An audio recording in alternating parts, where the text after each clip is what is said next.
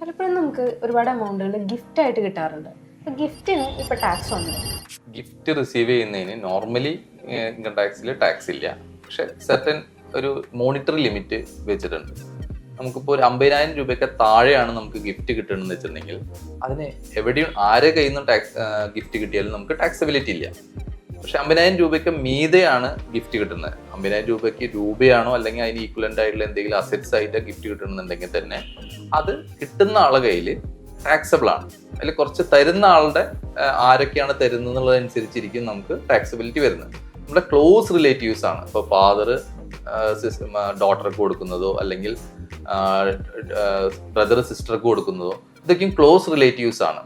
ഇവരുടെ തമ്മിലുള്ള ഗിഫ്റ്റുകളൊന്നും income ടാക്സിൽ taxable അല്ല. അപ്പൊ ക്ലോസ് റിലേറ്റീവ്സിൻ്റെ നിന്ന് കിട്ടുന്ന ഗിഫ്റ്റുകൾ 50,000 രൂപയൊക്കെ കൂടിയാലും നമ്മുടെ കയ്യിൽ ടാക്സബിൾ അല്ല. പക്ഷെ ക്ലോസ് റിലേറ്റീവ് അല്ലെങ്കിൽ ആ വ്യക്തികളിൽ നിന്ന് കിട്ടുന്ന ഗിഫ്റ്റ് 50,000 രൂപയൊക്കെ കൂടുതലോ അല്ലെങ്കിൽ അതിന് തത്തുല്യമായുള്ള വാല്യൂവിനാണ് 50,000 രൂപയൊക്കെ കൂടുതലുള്ള വാല്യൂ ഉള്ള അസറ്റ്സ് ആണെങ്കിലും ആ വ്യക്തിയിൽ അത് ടാക്സബിൾ ആണ്. ആ വ്യക്തിയുടെ കയ്യിൽ അത് ടാക്സബിൾ ആണ്.